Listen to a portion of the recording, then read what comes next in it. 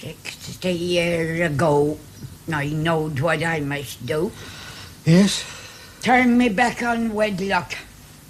Jude? I think not, Miss Fawley. Just Mrs. Edlin moving about the house. If there's trouble, he'd soon be home. He may have changed his lodgings or even moved to another town. My letter would have to run after him. He'll never find what he'd be seeking. Jude?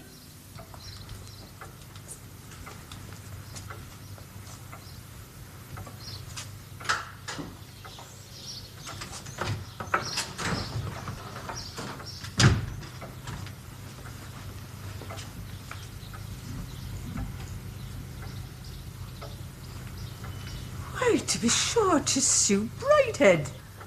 You do remember me? Mrs. Edlin? I knew you when you were a little niggler, so I. Of course. How do you do? Oh, there been nothing wrong with me. 'Tis your aunt. What? Didn't you know? She was taken to her bed at last. Dawlish, the curate's wheel now. Well, I came to see my cousin Jude. He's left his workplace at Melchester. Oh, he's been sent for. I was obliged to come here. Well, then, you come timely. Oh, my aunt, is she seriously ill? Oh, worn out with time and trouble. No more, but 'tis enough. Why, she may lie there for months, but the strength be all gone out of her at last. I'll go up. Yes.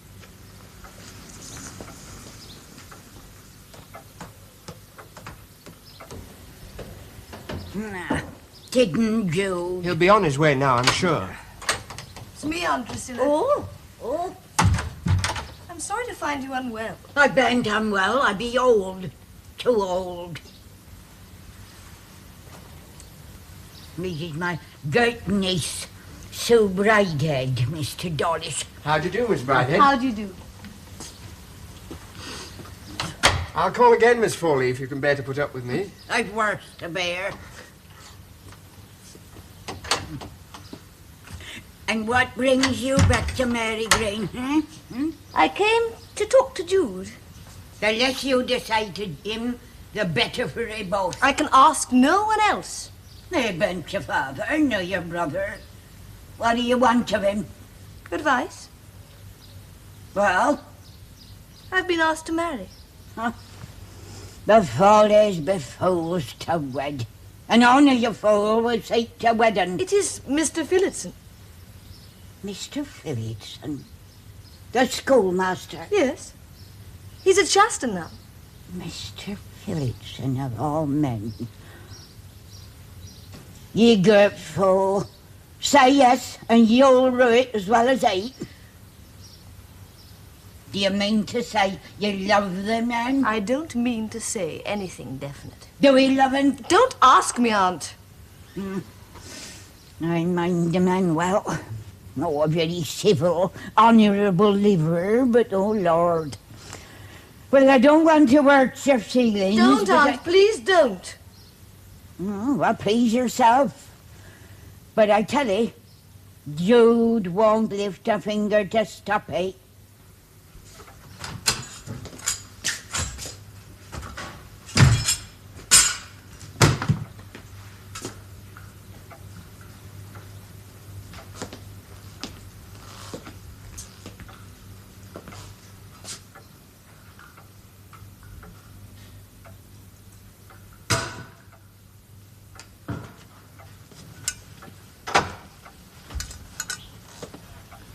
Ah, Jude, so you've come then. Yes, Mr. Dawlish's letter caught up with me at last.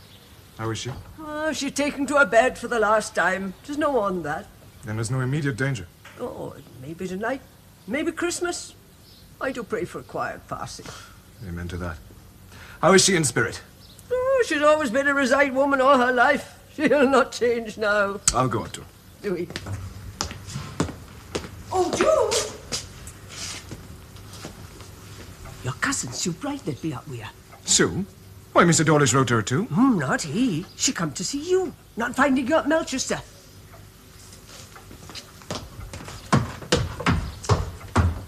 All is one and all.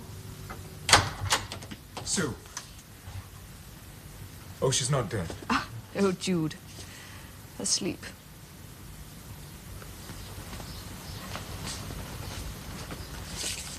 The tears were for myself.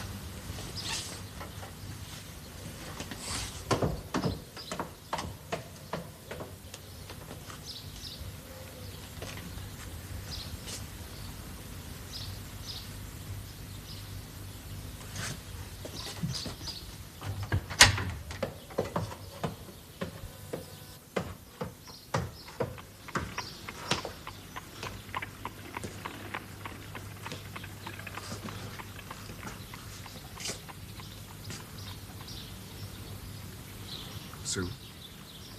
Did she wake? Did she speak? No. No, there'll be time for Aunt Drusilla later. You came for me. You wanted to see me. Oh, it's of no consequence now that Aunt Drusilla is unwell. Oh, but it is. It is of great consequence to me. Well, I suppose it might be.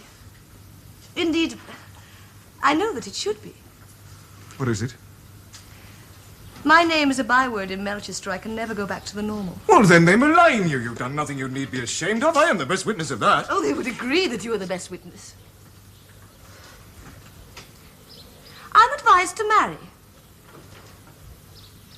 They advise me that it would be my best course. They imply that marriage as a form would do no more than acknowledge a fact. Sue! There, now I've told you. And I wish that I had not. My poor Sue, I don't think of you in the way they mean. I don't. I know it. It did just occur to me to think of you in that way.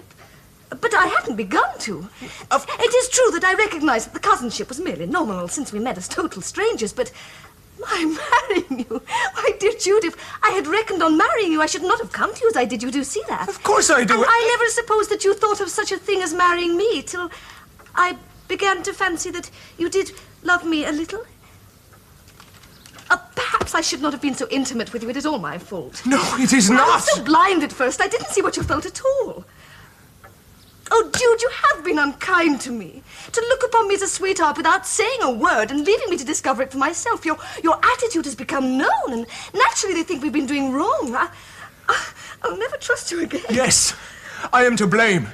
And I admit a kind of subterfuge. But can you blame me for concealing my wrong sentiments when I couldn't help having them? You ought not to have had them, Jude. Yes, I know I should not. If marriage is a sacrament, then I should not have had those feelings. And if they were there inside me, unbid, I should have torn them out. But they were sweet to me, and I treasured them. But such feelings are themselves marriage. If both should feel them, that is the only sacrament. Well, it was not so in mine. In yours? In mine, Sue. You're married? Yes. Knowing that, how could I speak to you? Feeling as I did, how could I turn away? How long have you been married? 4 years. I married before I was out of my time. And before I was out of my time, she left me.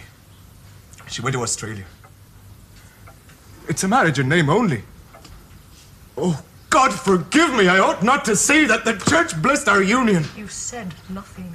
Nothing! I couldn't speak. I suppose she's a very pretty woman.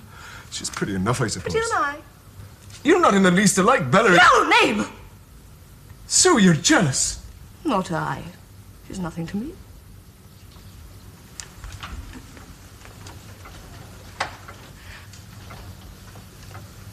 And she is across the world. She's come back. Yes. Quite recently, I met her at Christminster. You went to her. It was by accident. You went to her. As a husband. Yes. Sue, it was one night only. It was only one night. Were we husband and wife? Oh, Ashley, do not go to her. How strange for you to be apart from her like this. Sue? You, such a religious man. How will your saints intercede for you now after this? Sue! Now, if I'd done such a thing, it would have been different and not at all remarkable, for I, at least, don't regard marriage as a sacrament. Your theories are not so advanced as your practice. You have the right. I have no right to be spared, but Sue, you are merciless! You should have told me before you gave me the idea you wanted to be allowed to love you. Sue, don't cry! I'm not crying. I'm not crying because I meant to love you. I'm crying because of your want of confidence. It isn't of no consequence what you have told me. We should have to keep apart in any case. Richard has asked me to marry him immediately. There seems no point in waiting since I cannot go back to the normal. Do you mean to marry him? Yes, without delay. I came to tell you. I believe I did. Yes, and it is right that you should.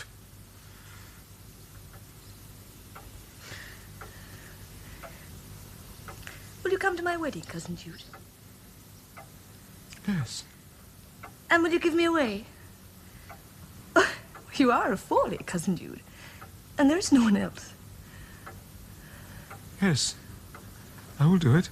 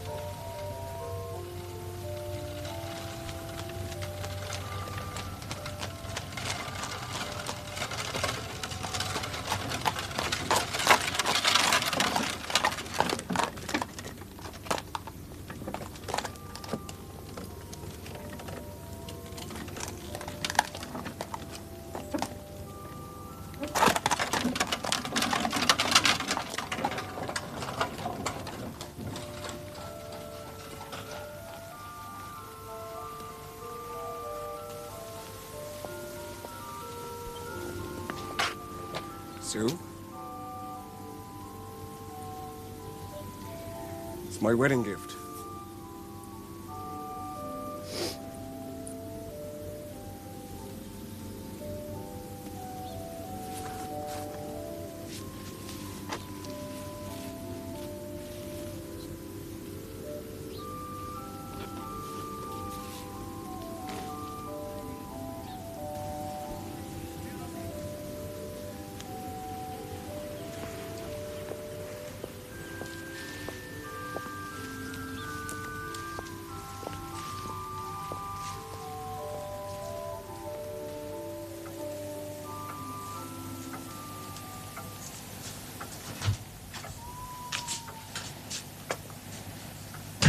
So, they've tied the knot then, Jude. The supper's ready when you are. Back to Shanson, I suppose, as sober as when they entered the church. Of course. I don't mind my wedding. We were tiddly for a week. While there's a drop, don't stop. You'll never have the money, nor the heart, to drink like that again. The curate be up here now. My aunt, yes. Not that he minds him. Oh, Good evening, Mr. Fawley. Well, Mr. Dorish. It's a long day. Yes. Still a duty well done. Will you be staying to see your great-aunt through? I suppose that depends. Oh, of course. There's work within walking distance. And it surely would be more comfortable here for your studies than a single man's lodgings. Yes. All my books are stored here, where it all began. I ventured to remind the vicar that the church tower parapet needs attention. Tower. I mind when the parapet was last repaired. I was a boy, and I asked the mason in which direction I was to look to see Christminster. Yes?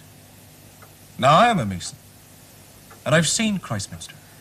We are agreed that there is hope or much that you desire without Christminster. How can you be sure of what I desire?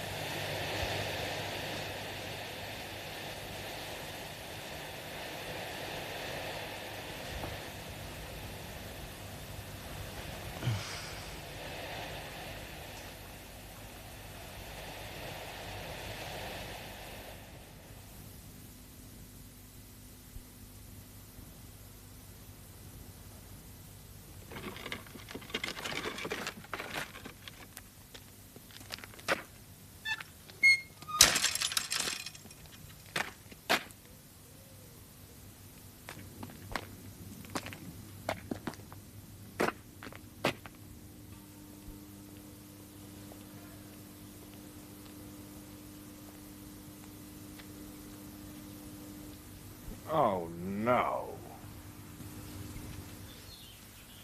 Jude!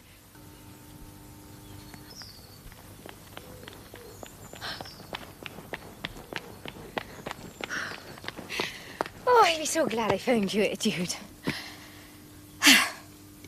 I want to talk. The village ain't no place. Not what's on my mind. You're not pregnant. Oh, no. No, not this time. My husband's come for me, Jude. Your husband? My Australian husband. He's in London. London. He followed with the next boat. Bought a public in Lambeth. Wants me to go in with him. Well, 'tis a big house. 'Tis need husband and wife. But I'm your husband, Bella. Well, I don't really know about that. I lived with them down there longer than I live with you. I dare say. What's all this got to do with me? I be going to him, Jude. Go then. Ours is no true marriage.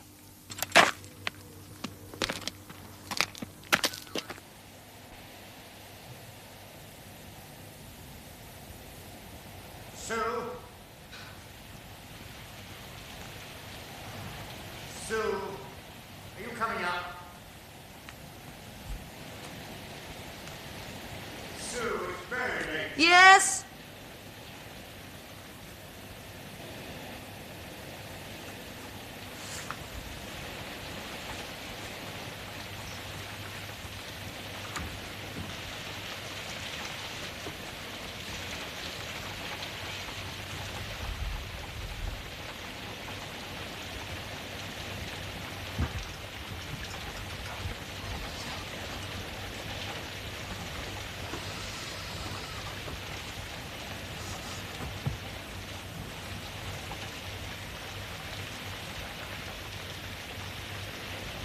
Sue.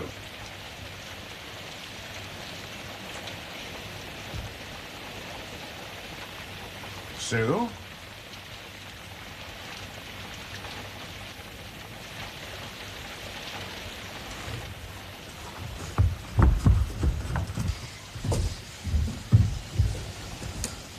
Sue, what's the matter? Are you ill? Sue, speak to me. Come on, let me see your face.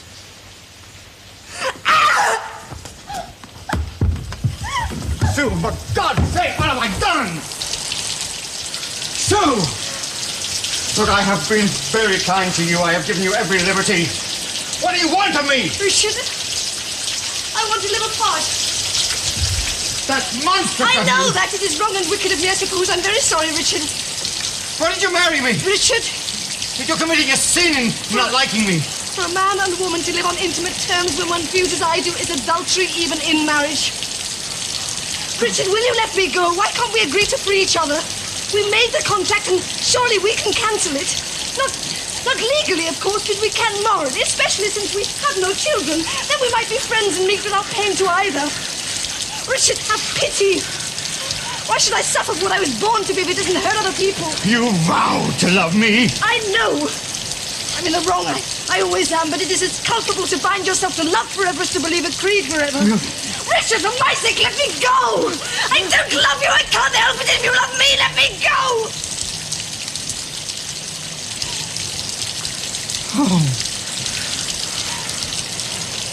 Very well. We will live apart.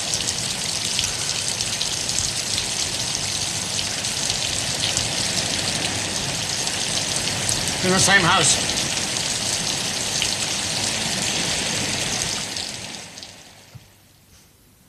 To be going at last without a word. Maybe it is for the best. Her words were not for comfort, poor soul. I was never deceived. She was a loving woman, though she never spared the truth. Perhaps if she'd married and had children. She had, Mr. Fawley. She had you and your cousin. Much good that did her. All the pains and none of the joys of a wedded wife. 'Tis a privilege of all Foleys that ever were born. The shall we?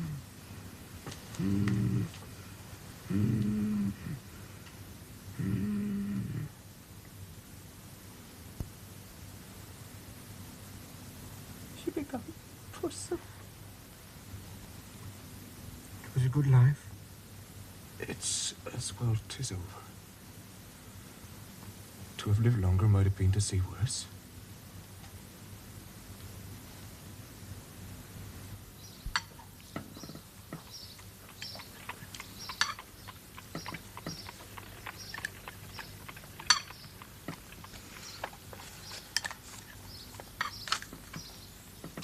She's gone.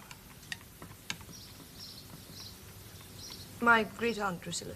Miss Fawley of Mary Green. And I was not there. I'm sorry your aunt is dead. She was very kind to me. To you? I stayed there when I was at Mary Green. Oh, yes, of course, I'd forgotten. Jude was your pupil. Yes. How strange it seems. You were a man when Jude was young. And now I am the husband of Jude's cousin. How very strange it seems that I am 18 years older than my wife. I'm sorry, Richard. I Oh, didn't it was what you felt. It was what you felt. I have no cause to complain. Oh, but you do. You chided me very properly, Richard. You will go, of course? Go? To the funeral? Oh, yes, yes. I'm asked. Jude asks me. And you will go? Well, yes, of course. We have no one else now.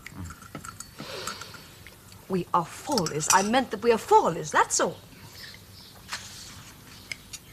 Richard, will you come too? Everything I say. Richard. Nothing is right. When are you expected by Cousin Jude? There'll be nothing like a graveyard wind to whet the appetite. I'd as soon cook and brew for 7 harvest homes as one funeral. I suppose you two put them all in mind of their latter end. And when the table groans, they don't hear it. Neither hear nor care. Oh, I can manage, thank you, Jude. You've borne your last burden this day. Now, let me have that, Mrs. Edlin. No, 'tis the last. Take off that apron and sit. Hands in lap in solemn conversation, as befits the day. That's proper for a mourner.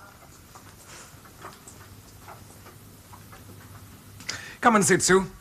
You fetched and carried for half the parish. I must catch the 6 o'clock train, and it's a long walk. If you must. You'll be staying on here, Jude, I suppose. For a while, until I wind up my aunt's affairs. Sue, you can't go back tonight, surely. The train won't take you to Shaston, and since you'd have to stay away from home anyway, why not stay here? Mrs. Edlin will keep you company. Oh, very well. I did not tell him I would come for certain. It is so strange to be here with no Aunt Drusilla to chide me. Yes. She was opposed to my marriage, you know. Yes, and to mine. She was opposed to marriage for any Foley. No, I meant, oh, that's true, of course. No, I meant, Jude, she did not care for Richard. She said that no woman could care for him. That's just a woman's nonsense. I'm a woman, too. Sue, you're not happy, are you? How can a woman be unhappy who's only been married for 8 weeks? To a man she chose freely. I don't know whether she can be. Is she? Jude. Dear Jude. Is it wrong for a husband or wife to tell a third person that they're unhappy in their marriage? I told you I was unhappy in mine. If a marriage ceremony is a religious thing, then it is possibly wrong. But if it is simply a sordid contract for householding and rating and taxing, for the inheritance of land and money by children, which it seems to be, why then, surely a person may proclaim upon the housetops that it hurts her. I proclaimed mine to you. Are there many couples, do you think, where one dislikes the other for no definite fault? I suppose so. If I either care for another person, for instance. No, but even apart from that, wouldn't the woman be very bad-natured if she didn't like to live with her husband merely because of a physical objection, a fastidiousness, though she may respect and be grateful to him? Oh, Sue. Now, I'm merely putting a case, an hypothesis. It is horrible how we are circumstanced. You ought not to have married him. I did not say I was talking about myself, Jude. But I can see through your hypothesis. My poor Sue. Sue, that is absurd. After what we've been talking about, I am more strict and formal than you are if it comes to that. You are ridiculously inconsistent. Oh, perhaps it was too prudish. There, you may hold it as much as you like.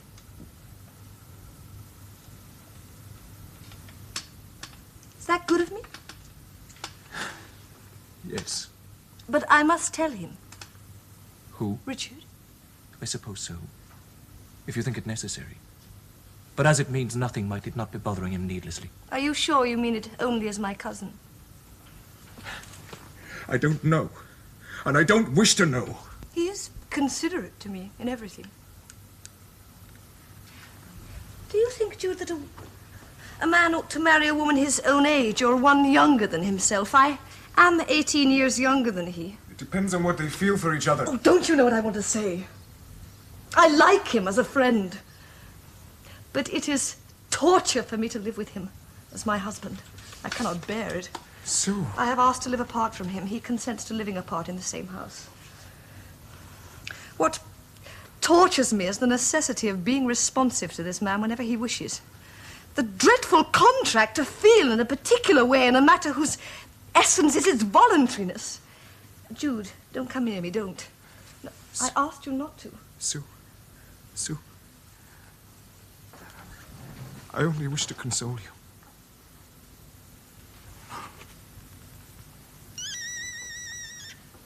What's that? It's a rabbit caught in a gin. Oh, no. Jude, please.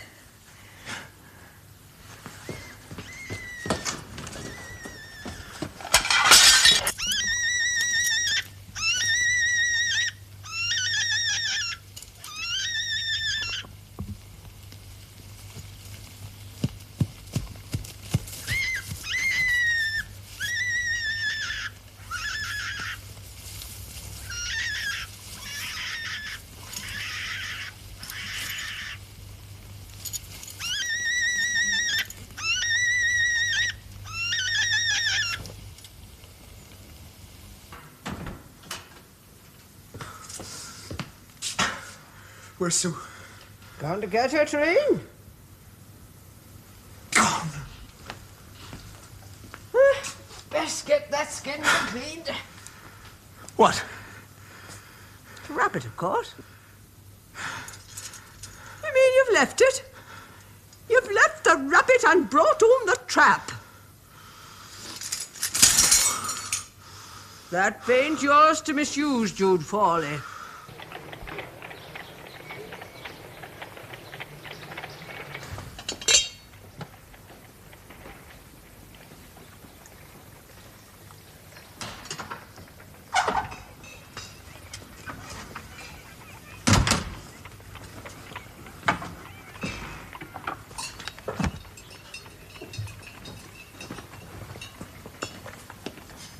Thank you, Eliza. I must get the committee to change the school stationer. Yes? Yes. Copybooks were sent all wrong again. And I must alter that ventilation system in the classroom. Is it not working? The draft blows down upon my head unmercifully. It gives me the earache. Oh, I'll warm you some olive oil. No. Not now. Sue, I cannot live like this. No. You said not a word about Mary Green. Nothing. I have thought a great deal. I know nothing of your thoughts. Richard, I have a confession to make. Well, I let Jude hold my hand. is that all? Hardly a novelty, surely? It was not held as a cousin would. I know that he loves you. I know that he wants to marry you. Is that all? Richard, it is not enough that I should live apart from you in this house. I must live away from you. Leave me. Yes. When you say live away, do you mean alone? If you insisted, yes. And if I do not insist? I mean I want to live with Jude. As his wife? As I choose. He who lets the world choose his plan of life for him has no need of any other faculty than the ape-like one of imitation. What? Those are J.S. Mill's words. Why can't What you act do I upon them? care I wish about to J.S. always... Mill? All I want is a firmly quiet believe life. that Listen to me. people should- Listen, will you? I never thought of it before our marriage. But you were in love with Jude Fawley then, and you were in love with him Do you still. suppose that if I were in love with Jude, I should have asked you to let me go and I live do with not him? understand you, Sue. I do not know you.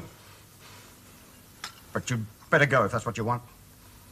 It's torment to me to let you go and to another man. But I cannot stand between you and your freedom like a jailer. Oh. It is preposterous in both of us. How shall I explain it? Tell them the truth. Let them live with the truth. It is I who have to live with the truth. Richard! I do not mean to hurt you. Oh, well, you'll help me whether you go or stay, so go quickly if you're going. That's right. I can't... Right then, right! And if you're welcome, go! But for God's sake, go quickly!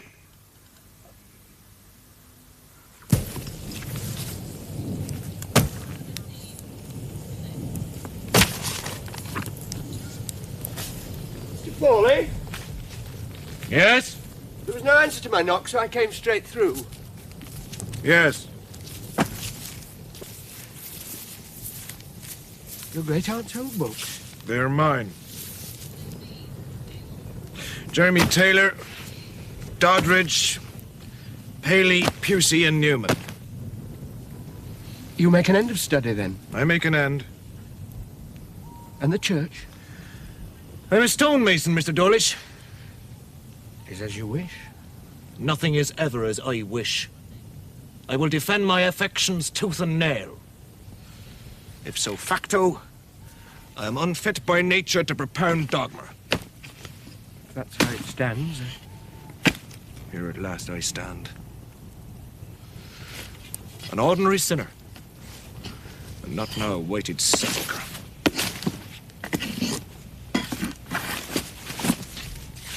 Books burn hard and slow.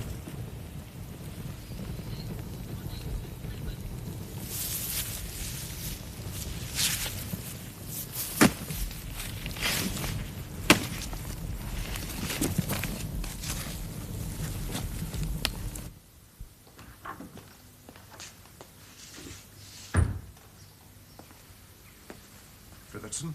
Vicar? Phillotson. Mrs. Phillotson was observed at the station. I should be sorry to hear there is more sickness in her family. There is none that I know of, Vicar. No? Then perhaps she has gone away to be with friends? No, she has not gone to visit friends. I'm sorry you make such a mystery of it. It is not what I make of it, Vicar. Very well. Since you hint at public chatter, perhaps I am obliged to tell you that there has been idle talk. Idle, I hope, before Mrs. Phillotson actually left. Yes? And since I see you packing a trunk with, excuse me, some of Mrs. Phillotson's things, I suppose there can hardly be any truth in it. I dare say there's a great deal of truth in it, Vicar.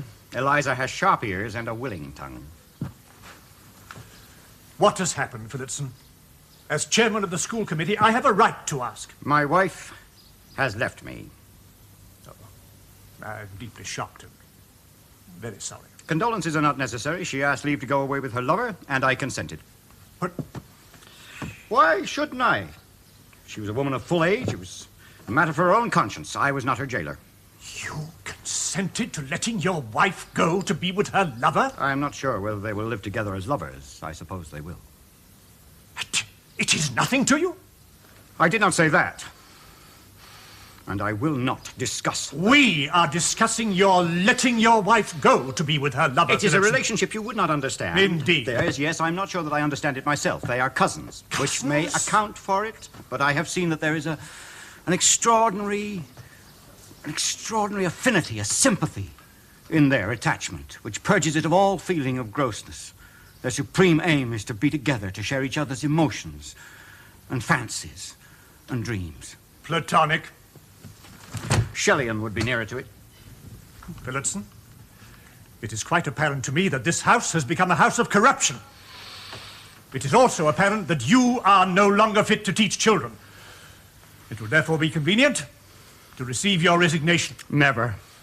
Never. I will not resign. That would be to acknowledge that I have acted wrongly by my wife. You have? Since she left me, I have become convinced that in the sight of heaven and by all natural humanity, I have acted rightly. Phillotson, you must go. Well, you'll have to turn me out. I will never resign. We shall do our duty. I am sorry that your duty is not consistent with my own. I suppose you realize what happens to schoolmasters who leave as you will leave?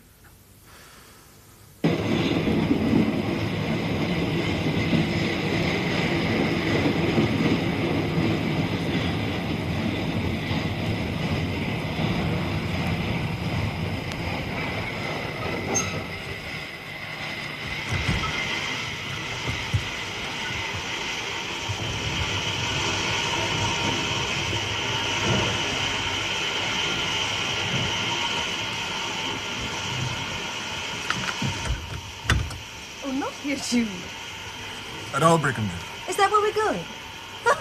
It's ridiculous. I'm running away. I don't know where I'm running to. Aldbrickham. There'll be plenty of work there, and we shall be lost among 60,000 people. I've got news for you. I've had a letter from Bella. She wants me to get a divorce. A divorce? Yes. She wants to legally and honestly marry the man she's already virtually married to. What have you done? I've agreed. Oh, I have a note from Richard. For you.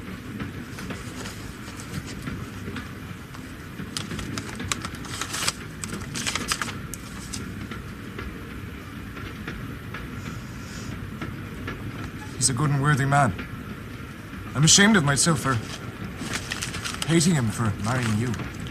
I suppose I ought suddenly to love him because he's let me go so generously. But I respect him more than ever.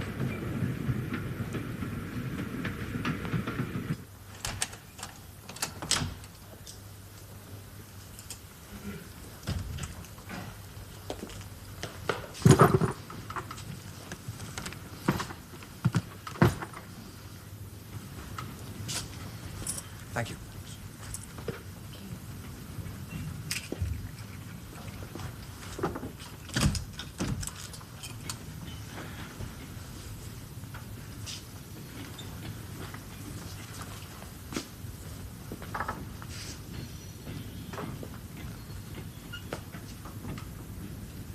What is it, Sue? Don't you like the hotel? Well, it's only for a week or so till we find a house. It isn't that.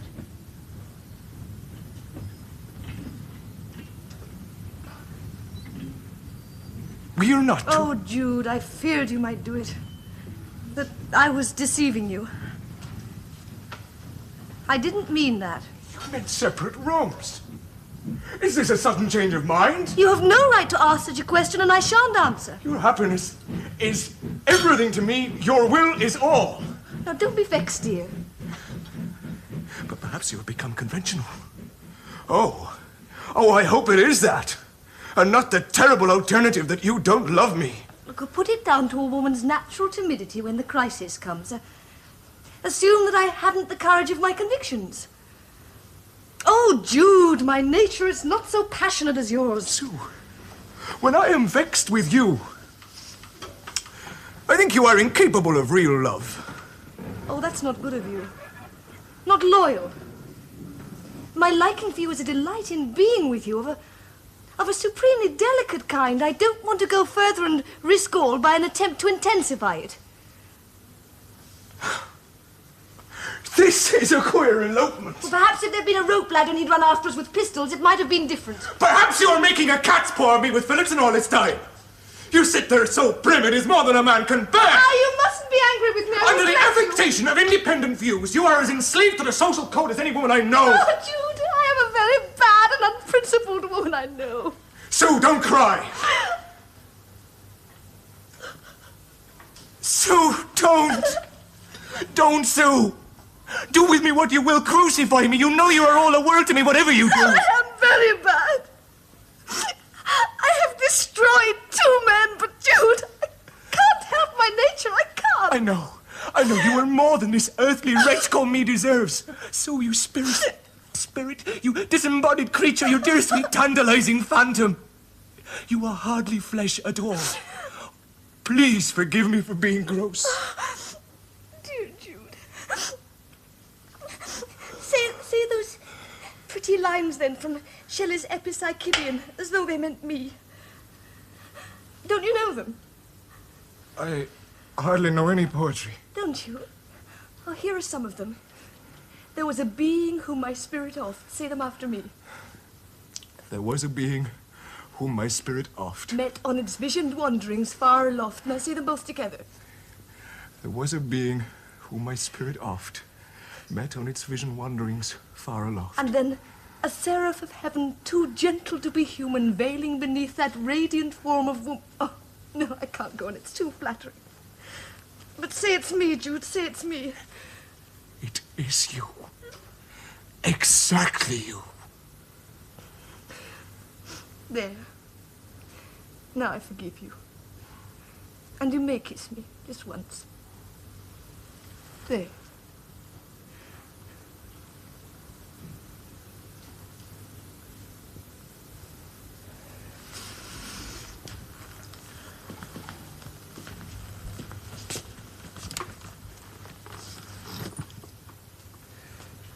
Till we meet in the morning.